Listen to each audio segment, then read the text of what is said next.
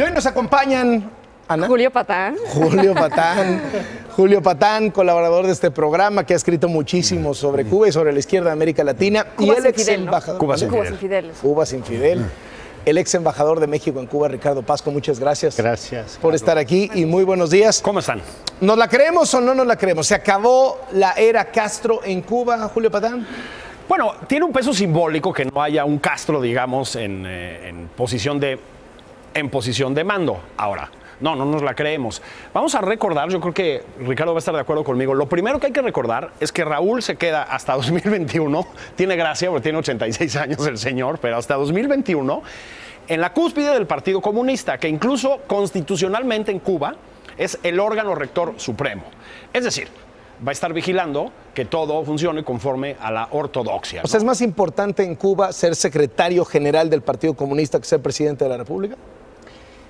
Sí, aunque normalmente hasta ahora el secretario general del partido ha sido el presidente de la República. Sí. Digo, este es el cambio drástico que se está dando ahora, de que ahora es Raúl únicamente el secretario del partido, pero esa fusión se separa y es el cambio, ¿no? Claro, exactamente, lo cual supongo que se traduce, imagino yo, en que Raúl va a dejar de tomar decisiones, digamos, de orden más operativo, ¿no? Me imagino que también la edad empieza a pesarle, ¿no? Y su cachorro, porque es su cachorro, estará en ese terreno. Ahora, a ver, digamos, Cuba sí ha sufrido transformaciones en los últimos años. Yo creo que obligada por la realidad que es terca, como todos sabemos. Es decir, sí ha habido una cuota importante de apertura, digamos, en los rubros económicos, en el trabajo, esto que se llama el cuentapropismo, el trabajo al margen del Estado, que ha ido creciendo. Raúl Castro marcó, digamos, más posibilidades en ese sentido. Creo que son 200 y pico tipos de trabajo por cuenta propia, los que se aceptan ya en Cuba.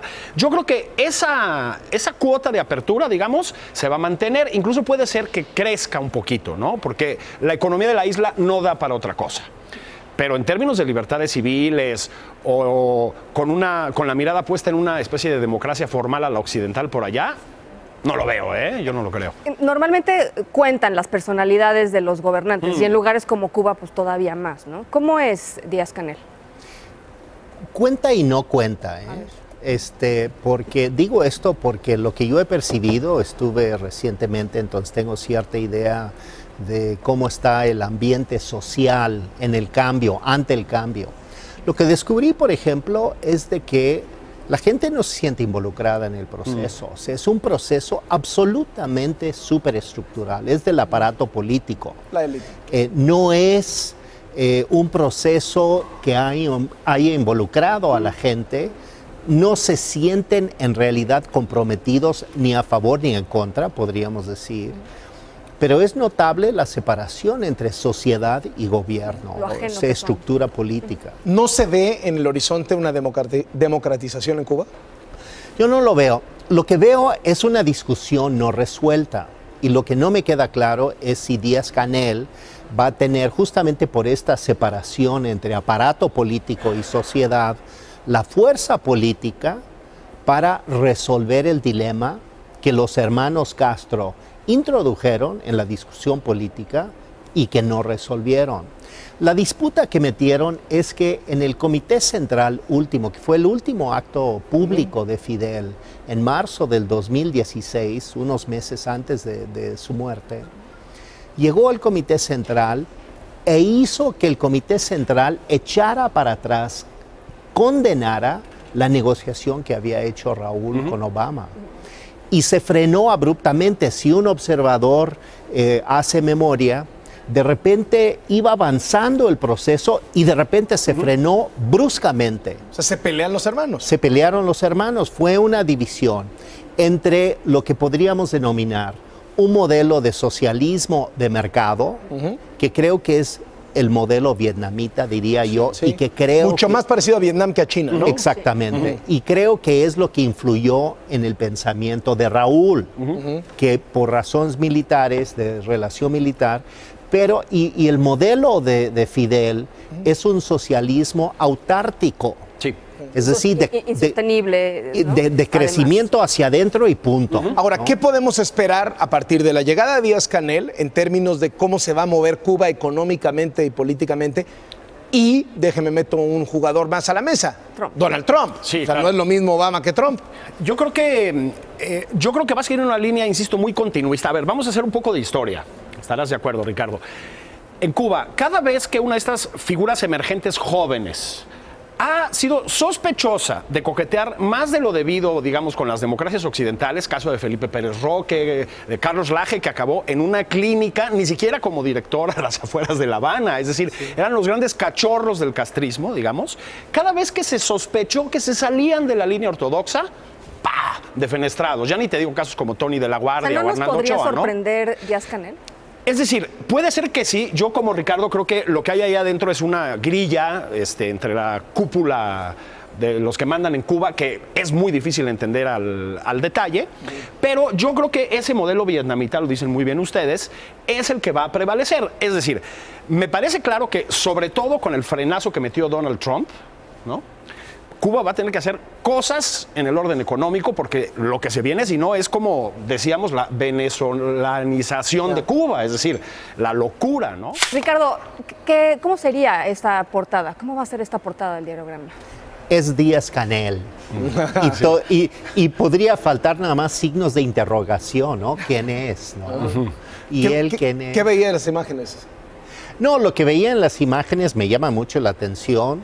Está la vieja dirección política del partido, Igual. de la revolución. Sin Está... representación social, además no ves ahí grupos, que ya hay grupos organizados de sociedad civil, incipientes, lo que tú quieras, pero No, ahí están. absolutamente ajenos. Ahí no. Absolutamente ajenos a este proceso. Es la cúpula político-militar.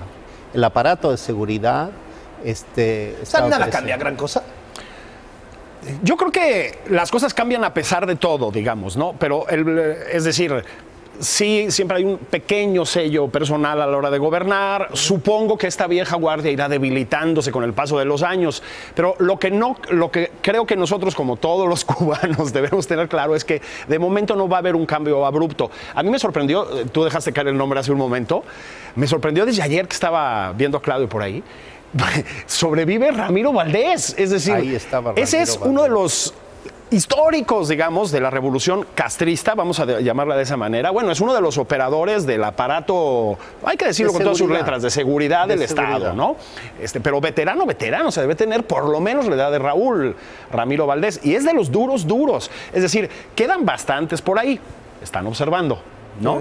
Y tú imagínate, incluso desde un punto de vista casi biográfico, para esa gente de 85, 87 años de edad, criada bajo los dogmas del marxismo soviético y etcétera, de pronto ser lanzada al mundo, es decir, a la incertidumbre de las democracias, es impensable, ¿no? Es un poco otra vez lo que pasa en Venezuela. O sea, ¿qué haces con esa casta militar enquistada ahí en una sociedad de otra naturaleza, ¿no?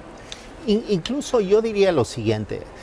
Hay que ver la experiencia de lo que pasó en el bloque soviético cuando cae y descubrimos que la empresa aérea de Polonia de repente pertenecía a la familia del dirigente del partido que lo estaba dirigiendo. Y los acereros de repente eran del dirigente que manejaba eso. Algo muy parecido está sucediendo en Cuba. Las empresas estatales son dirigidas como empresas familiares. Los hijos de los revolucionarios, a quienes yo denomino los juniors de la revolución, viajan por todo el mundo, tienen cuentas afuera. Esos no tienen problemas con adaptarse a la globalización. O sea, les cuesta mucho trabajo y se resisten. Fidel convocó a ese sector del Comité Central para rechazar el coqueteo que hacía Raúl con el mercado global, porque no quieren, porque no pueden competir. Entonces, yo veo que hay muchas resistencias y mi gran pregunta es, con relación al nuevo presidente, finalmente lo iremos viendo, es si tiene él la fuerza política para poder cambiar cosas, caminar en una dirección determinada, socialismo de mercado, por ejemplo, o socialismo autárquico. Y ese es el dilema está. Y lo que no queda claro es si él tiene la fuerza política propia para mover en alguna dirección. Muchísimas gracias a los dos por acompañarnos esta mañana. Es un placer, muchas gracias por Y muy buenos días.